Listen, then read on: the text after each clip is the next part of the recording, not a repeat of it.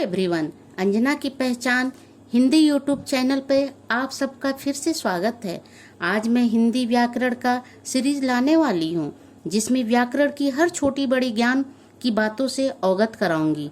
तो आज मैं व्याकरण किसे कहते हैं, इसके कितने विभाग होते हैं बताने जा रही हूँ। व्याकरण उस शास्त्र को कहते हैं जिसके पढ़ने से मनुष्य किसी भी भाषा को शुद्ध लिखना और बोलना सीखता है। अर्थात इस तरह भी हम बोल सकते हैं कि व्याकरण वह विद्या है जिसके द्वारा भाषा के शुद्ध रूप में बोलने, पढ़ने और लिखने का ज्ञान होता है। आप सामने फ्लो चार्ट पे देख सकते हैं कि व्याकरण के कितने विभाग हैं। व्याकरण के विभाग 3 होते हैं: वाक्य विचार, वर्ड विचार और शब्द विचार। वर्ड विचार के 2 विभाग हैं: स्वर, व्यंजन। शब्द विचार सार्थक, निरर्थक। देखिए यहाँ पे भाषा की सबसे छोटी इकाई वर्ड होते हैं। वर्डों को मिला के शब्द बनते हैं और शब्दों को मिला के वाक्य बनते हैं।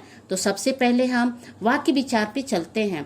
वाक्य विचार वाक्य का वह भाग जिसमें वाक्य की परिभाषा, वाक्य के अंग, वाक्य के भेद, वाक्य की रचना आदि पर विचार विमर्श किया जाता है, उस भाग को वाक्य विचार कहते हैं।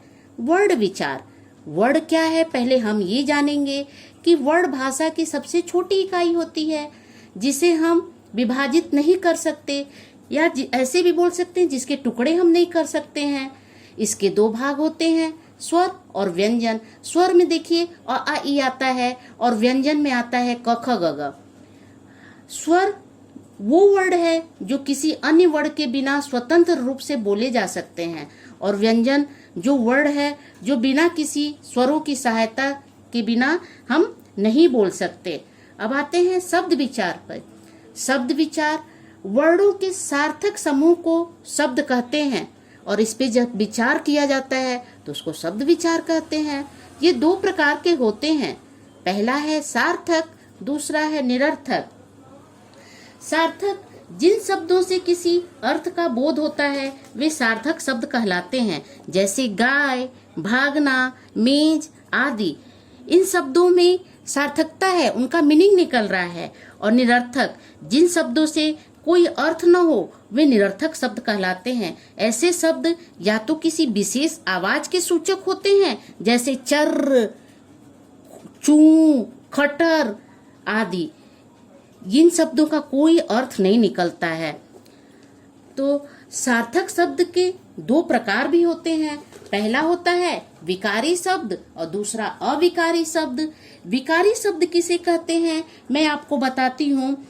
जिस शब्द में लिंग, वचन, पुरुष आदि के अनुसार परिवर्तन या बदलाव होता है उसे विकारी शब्द कहते हैं, जैसे लड़का, लड़की, लड़कियां। विकारी शब्द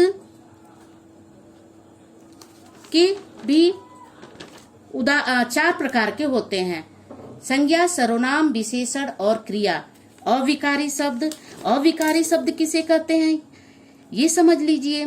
जिन शब्दों में लिंग या वचन कारक के कारण कोई भी विकार अथवा परिवर्तन नहीं होता है उसे अविकारी शब्द कहते हैं।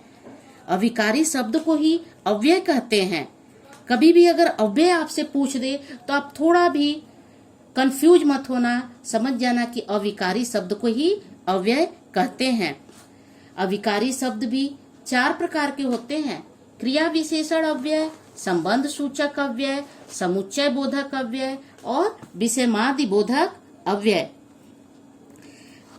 मैं अब अगले वीडियो में विकारी शब्द का पहला विभाग संज्ञा प्रस्तुत करूंगी। आप इसे जरूर देखिएगा।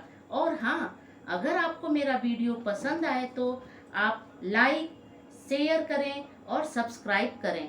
धन्यवाद।